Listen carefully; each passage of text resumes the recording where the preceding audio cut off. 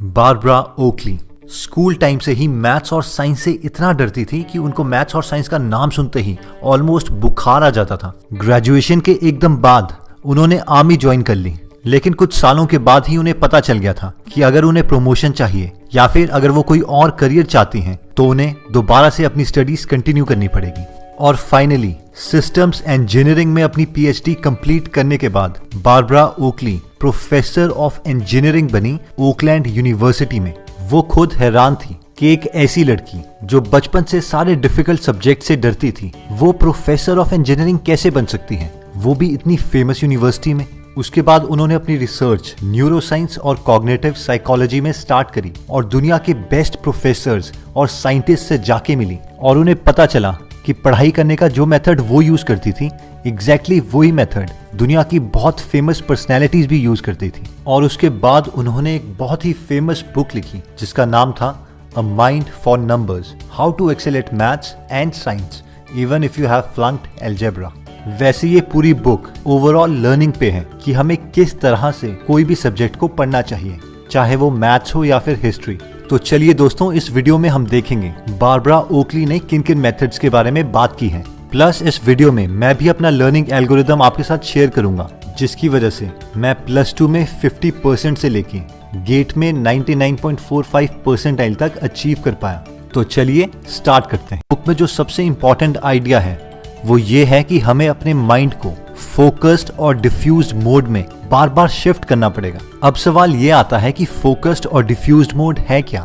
Focused mode एक laser light की तरह है जब आप सिर्फ एक पर्टिकुलर चीज के बारे में सोच रहे होते हैं, जबकि डिफ्यूज्ड मोड एक ऑलमोस्ट रेस्ट की तरह है जब आप एक आइडिया से दूसरे आइडिया में स्विच कर रहे होते हैं। हमारा ब्रेन हमेशा इसी तरीके से काम क्यों करता है, ये समझने के लिए आपको हजारों साल पीछे जाना पड़ेगा। जब हजारों साल पहले इंसान शिकार किया करते थे तो उन्हें उस शिकार पे कंसंट्रेट करना पड़ता था, यानी फोकस्ड मोड। लेकिन साथ में उन्हें यह भी देखना पड़ता था कि कोई और खतरनाक जानवर उन पे ही ना अटैक कर दे, यानी डिफ्यूज्ड मोड। और हम इंसानों के ब्रेन को बार बार फोकस्ड और डिफ्यूज्ड मोड में शिफ्ट करना पड़ता था और इसीलिए हमारा ह्यूमन ब्रेन हजारों सालों से प्रोग्राम्ड है इस डिफ्यूज और फोकस्ड मोड में शिफ्ट होने के लिए। अगर हम इसे ये नेसेसरी कंडीशन प्रोवाइड नहीं करते हैं तो हमारी लर्निंग स्किल बहुत ही ज्यादा कम हो जाती है। अब सवाल ये आता है कि इस टेक्निक को हम रियल लाइफ में कैसे यूज कर सकते हैं। इसके लिए बारबरा ने एक फेमस पेंटर का एग्जाम्पल दिया है जिनका नाम था सैल्वाडोर डैली।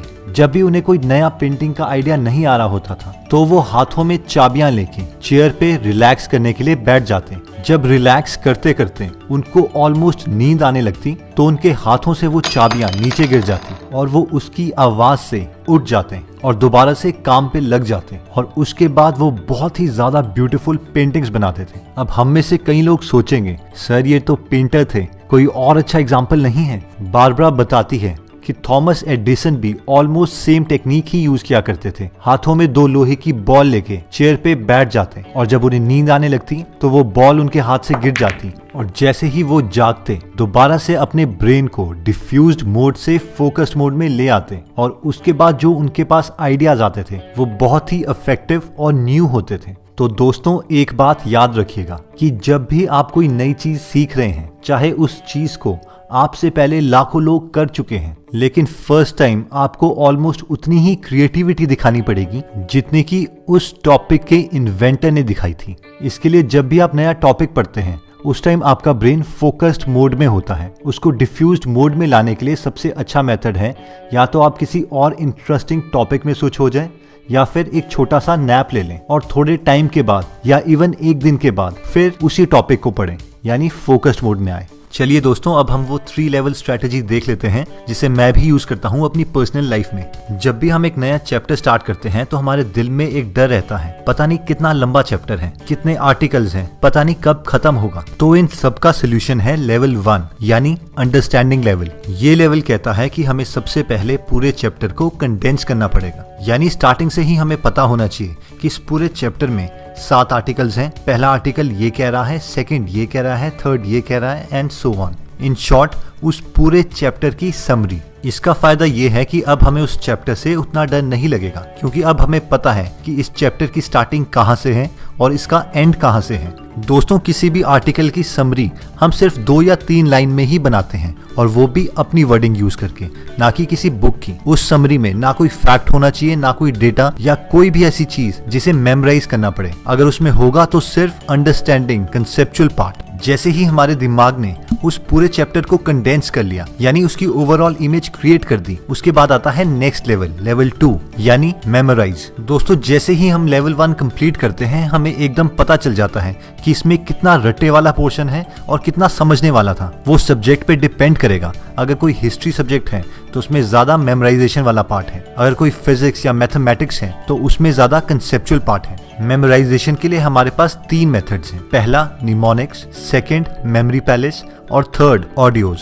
निमोनिक्स एक ऐसी चीज है जिससे हम दिमाग की एग्जिस्टिंग नॉलेज को न्यू नॉलेज के साथ एसोसिएट करते हैं। ये कोई एक्रोनिम भी हो सकता है, जैसे कि VIBGYOR, wallet, Indigo, blue, green, yellow, orange, red. या फिर अगर आपने अपने माइंड में कोई इमेज एसोसिएट की है, मान लीजिए आप एक नया वर्ड लर्न करना चाहते हैं, अबेट, जिसका मतलब होता है कम करना, तो इससे रिलेटेड सेंटेंस है रेन अबेटेड, यानी बारिश कम हो गई। इस वर्ड को लर्न करने के लिए आप एक मोटा आदमी इमेजिन कर सकते हो जिसका पेट एकदम बाहर निकला है। अब अगर इस पेट को, इस आदमी को अबेट करना है तो उसे बहुत एक्सरसाइज करनी पड़ेगी। अबेट ये पेट।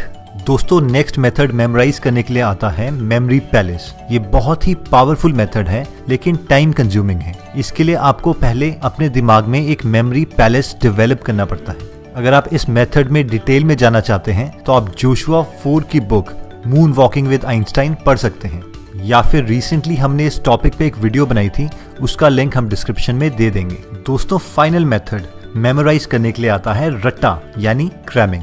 लेकिन इसे हम एक रेपिटेटिव मेथड से नहीं करेंगे, इसे भी हम एक डिफरेंट मेथड से करेंगे। अगर आप लर्निंग पिरामिड से फैमिलियर हैं तो उसमें आपको पता होगा कि सबसे ज्यादा लर्निंग हमारी तब होती है जब हम किसी को पढ़ाते हैं। अब ऑब्वियसली हमें पढ़ाने के लिए तो कोई मिलेगा नहीं, तो इसके लिए हम ऑडियो फाइल्स क्रिएट कर सकते हैं, यानी अपनी आवाज रिकॉर्ड कर सकते हैं, जिसमें हम उस पूरे चैप्टर की समरी और डिटेल्स रिकॉर्ड करेंगे विद इमोशंस। इसके 2 फायदे हैं। एक तो आपको पढ़ाने के लिए कोई मिल जाता है जो कि आप खुद हैं, और दूसरा आप कभी भी वो ऑडियो फाइल सुन के अपनी रिवीजन कर सकते हैं। अब जब भी आप अपने फ्रेंड्स के साथ ग्रुप में हो या फिर ट्रैवलिंग कर रहे हो, अपने कान में ईयरफोन्स लगा के आप वो ऑडियो फाइल सुन सकते हैं। आपके सारे फ्रेंड्स सोचेंगे शायद गाने सुन रहा है, लेकिन एक्चुअल में आप पढ़ाई कर रहे हैं। दोस्तों, जब आप ये 2 लेवल्स कंप्लीट कर लें तो आता है लेवल 3, यानी प्रिपेयर फॉर द टेस्ट।